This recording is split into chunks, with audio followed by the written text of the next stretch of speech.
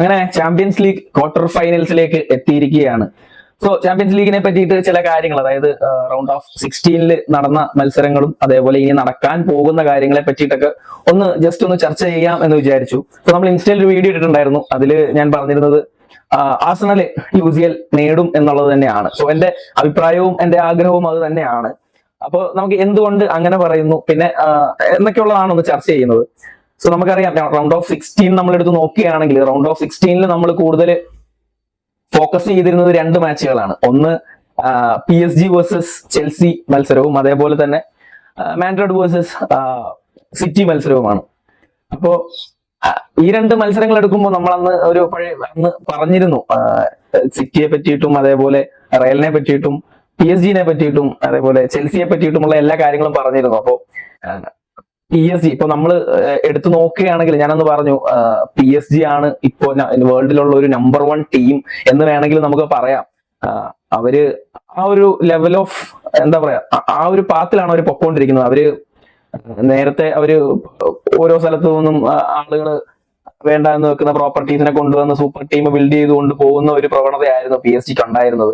So അവസാനം അവര് Messi, Neymar, Ramos അങ്ങനെ ആ ഒരു വലിയ ഒരു ജയൻസിനെ തന്നെ കൊണ്ടുവന്നിട്ട് അവർക്ക് അവരുടെ സ്വപ്നമായിട്ടുള്ള ചാമ്പ്യൻസ് ലീഗ് ഇതുവരെ അടിക്കാൻ കഴിഞ്ഞിട്ടുണ്ടായിരുന്നില്ല. സോ അതിനുശേഷമാണ് അവര് ലൂയിസ് എൻറിക്കെ കൊണ്ടുവരുന്നത്. ആളുടെ പ്ലാനാണെന്ന് തോന്നുന്നു. ഈ പറയുന്ന സിംഹങ്ങളെയൊക്കെ തൂക്കി വെക്കുന്നു, എന്നിട്ട് ഒരു ബെറ്റർ ടീം അവിടെ ബിൽഡ് ചെയ്യുന്നു. ഒരു യങ് ടീമിനെ ബിൽഡ് ചെയ്തെടുത്ത് അവർ UCL അടിക്കുന്നതും നമ്മൾ കണ്ടു. സോ അപ്പൊ ആ ഒരു ടീം തന്നെയാണ് ഇപ്പോഴും അവിടെ ഉള്ളത്. സോ അതുകൊണ്ടാണ് ഞാൻ പറഞ്ഞത് PSG എന്ന് പറയുന്നത് one of the best team in the world എന്ന് പറഞ്ഞത്. പക്ഷെ ഇതേ PSG-നെയാണ് ക്ലബ്ബ് വേൾഡ് കപ്പിൽ, അതായത് UCL അടിച്ചിട്ട് ചെന്ന PSG-നെയാണ് ക്ലബ്ബ് വേൾഡ് കപ്പിൽ ചെൽസി പരാജയപ്പെടുത്തിയത് എന്നുകൂടി ആലോചിക്കണം. അത് മറ്റൊന്നും കൊണ്ടല്ല, അതാണ് മെന്റാലിറ്റി എന്ന് പറയുന്നത്. അതായത് ഒരു ചെൽസി ഫൈനലുകൾ തോൽക്കാറില്ല എന്നുള്ള കാര്യം നമുക്കറിയാം. അപ്പൊ ആ ഒരു മെന്റാലിറ്റിയാണ്, ഫൈനൽ ഞങ്ങൾ തോക്കില്ല, അതിനിപ്പോ ആര് വന്നാലും ഫൈനൽ ഞങ്ങൾ തോക്കില്ല എന്നുള്ള ചെൽസിയുടെ ഒറ്റ മെന്റാലിറ്റിയാണ് അന്ന് PSG-യെ തോൽപ്പിക്കാൻ അവർക്ക് പ്രചോദനമായത് എന്നുള്ളതാണ്. പക്ഷെ അതേ ചെൽസിയാണ് ഇപ്പോ ചാമ്പ്യൻസ് ലീഗിൽ PSG-ക്ക് കിട്ടിയത്. PSG പകരം വീട്ടിയിരിക്കുന്നു. അതും ചെൽസി ആരാധകർക്ക് ഒരു രീതിയിലും അക്സെപ്റ്റ് ചെയ്യാൻ പറ്റാത്ത രീതിയിൽ. സോ ചെൽസിയിൽ അവിടെ പ്രതിഷേധങ്ങൾ വരെ പൊട്ടിപ്പുറപ്പെട്ടിരിക്കുന്നു. മാനേജ്മെന്റ് ഔട്ട് എന്നുള്ള ക്യാമ്പയിനിങ് വരെ അവിടെ തുടങ്ങിയിരിക്കുന്നു. കാരണം 8-2 അതായത് ഒരു 5 ഗോൾ ഡിഫറൻസിന്റെ അഗ്രിഗേഷനിലാണ് ചെൽസിയെ PSG പരാജയപ്പെടുത്തിയിരിക്കുന്നത്. ചെൽസിയുടെ ചരിത്രത്തിൽ തന്നെ ഏറ്റവും വലിയൊരു തോൽവിയായിട്ട് നമുക്ക് ഇതിനെ കാണാം എന്നുള്ളതാണ്.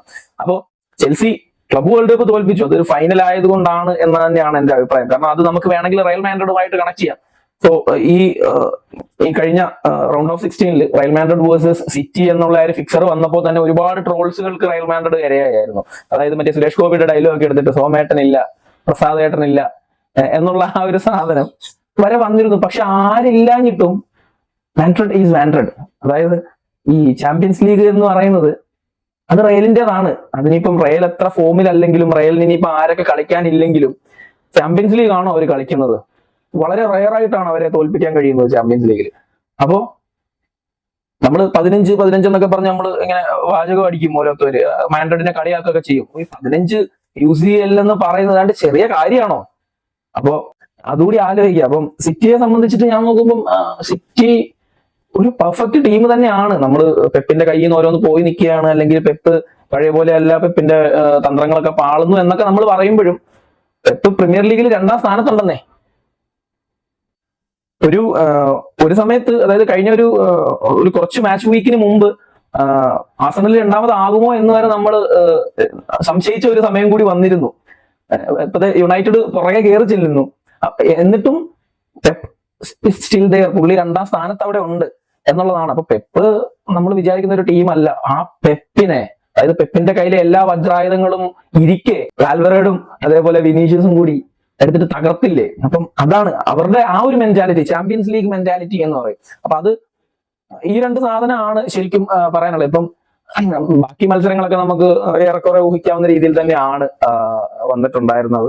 പിന്നെ നമുക്ക് ഇനിയിപ്പം റൗണ്ട് ഓഫ് 8 അതായത് ക്വാർട്ടർ ഫൈനലിലേക്ക് വരികയാണെങ്കിൽ ലിവർപൂൾ വേഴ്സസ് PSG ആണ്. സോ ഇപ്പോഴത്തെ ഒരു സാഹചര്യം അല്ലെങ്കിൽ ഫോമും കാര്യങ്ങളും ശരിയാണ്. ലിവർപൂളും ഈ പറയുന്ന പോലെ റയലിനെയൊക്കെ പോലെ ചാമ്പ്യൻസ് ലീഗിൽ വൃത്തിയായി കളിക്കുന്ന ഒരു ടീമാണ്.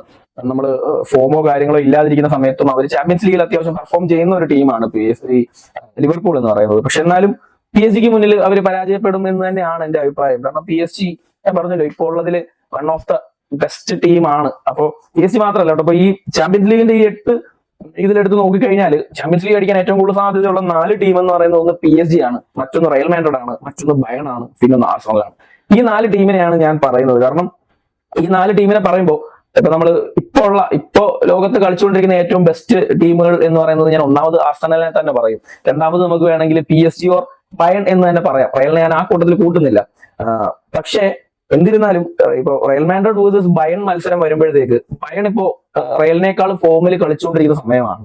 ഈ ടീം സ്ട്രെങ്തും അല്ലെങ്കിൽ കറണ്ട് ഫോമും കാര്യങ്ങളൊക്കെ എടുത്ത് നോക്കുമ്പോൾ നമുക്ക് ഈ മുമ്പേ പറഞ്ഞ പോലെ സിറ്റി വേഴ്സസ് മാഡ്രിഡ് എന്ന മത്സരം പോലെ തന്നെ എടുക്കാവുന്ന ഒരു സാധനമാണ് ബയൺ വേഴ്സസ് മാഡ്രിഡ് എന്നുള്ളത്. അപ്പം നമ്മൾ കറണ്ട് ഫോം വെച്ച് നോക്കുമ്പോൾ ബയൺ ജയിക്കാൻ തന്നെയാണ് സാധ്യത, വളരെ കൂടുതൽ സാധ്യത. പക്ഷെ നമ്മൾ ഹിസ്റ്ററിയിലേക്കൊക്കെ പോയി കഴിഞ്ഞാൽ തന്നെ ഈ ബാഴ്സലോണയ്ക്ക് ബയൺ മ്യൂണിച്ചുമായുള്ള ഹിസ്റ്ററി അല്ല റയൽ മാഡ്രിഡിന് ബയൺ മ്യൂണിച്ചുമായിട്ടുള്ളത്. അപ്പോൾ ബയൺ മ്യൂണിച്ചിന് അത്ര ഓർക്കാൻ രസകരമായിട്ടുള്ള ഹിസ്റ്ററി ഒന്നും അല്ല റയൽ മാഡ്രിഡുമായിട്ടുള്ളത്.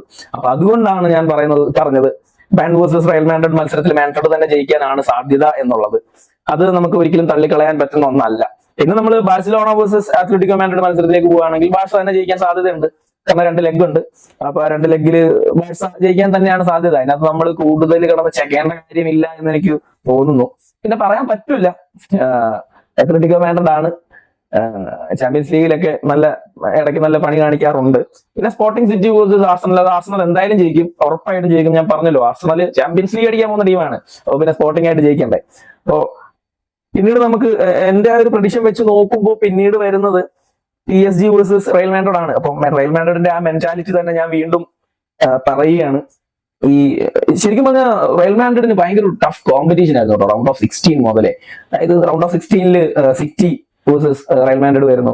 അത് കഴിഞ്ഞിട്ട് ക്വാർട്ടറിൽ Bayern Munich versus Real Madrid വരുന്നു. ഇനിയിപ്പോ അവിടുന്ന് ജയിച്ചു കഴിഞ്ഞാൽ ലിവർപൂൾ ഓർ PSG ആണ്. അതൊരു ടഫ് കോമ്പറ്റീഷൻ തന്നെയാണ്. എല്ലാവരും പറയുന്നുണ്ടായിരുന്നു ഈ ഒരു സൈഡ് ഭയങ്കര ടഫസ്റ്റും ഇപ്പുറത്തെ സൈഡ് ഭയങ്കര ചെറുതാണെന്നൊക്കെ പറയുന്നുണ്ടായിരുന്നു.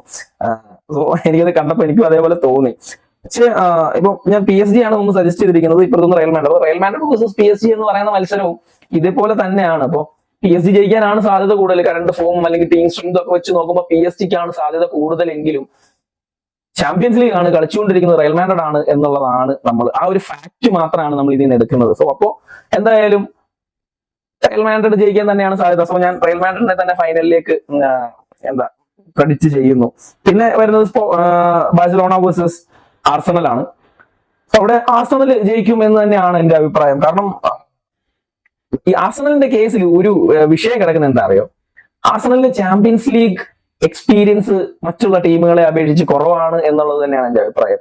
അപ്പോ അവിടെ കൊണ്ടിട്ട് കലമുടയ്ക്കുമോ എന്നുള്ളതാണ്. അപ്പൊ ഈ ബാഴ്സലോണ വേഴ്സസ് ആർസണൽ മത്സരം എന്തായാലും ഉണ്ടാവും എന്നുള്ളത് ഏറെക്കുറെ ഉറപ്പായിട്ടുള്ള കാര്യമാണ്. അപ്പം റയൽ മാഡ്രിഡ് അപ്പുറത്ത് കയറി നിൽക്കുന്നു, അതായത് നമ്മുടെ പ്രഡിക്ഷൻ. അപ്പോൾ എല്ലാ ആളുകളും ആഗ്രഹിക്കുന്നത് ബാഴ്സലോണ ഫൈനലിൽ വരണം എന്നാണ്. കാരണം ഒരു El Clasico champions league final കാണാനാണ് എല്ലാ ഫുട്ബോൾ ആരാധകരും ആഗ്രഹിക്കുന്നത് എന്നുള്ളത് ഒരു സത്യമായിട്ടുള്ള കാര്യമാണ്.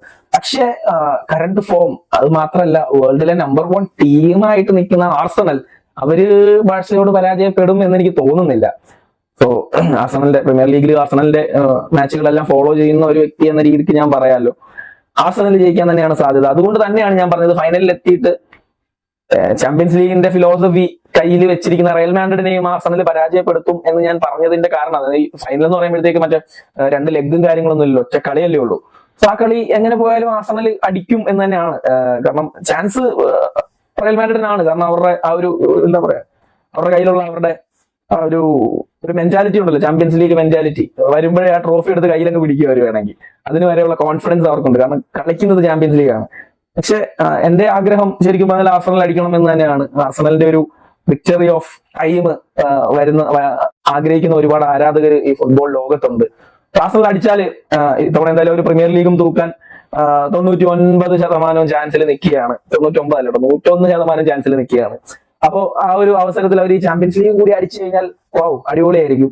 അപ്പോ എന്തായാലും ഈ വർഷത്തെ UCL ഞാൻ എന്തായാലും ചാമ്പ്യൻസ് ലീഗ് ഞാൻ എന്തായാലും എന്റെ ആർസണൽ ഫ്രണ്ട്സിന് വേണ്ടിയിട്ട് ഡെഡിക്കേറ്റ് ചെയ്യുന്നു.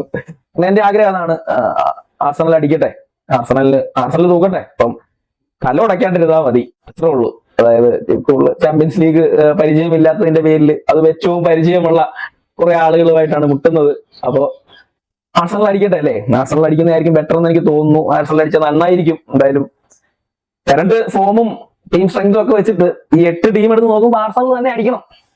എന്തായാലും നമുക്ക് കാത്തിരിക്കാം. എന്റെ പ്രഡിക്ഷൻസ് ഇതാണ്. നിങ്ങളുടെ പ്രഡിക്ഷൻസ് എന്താണെന്ന് കമന്റ് ചെയ്യുക. Thank you.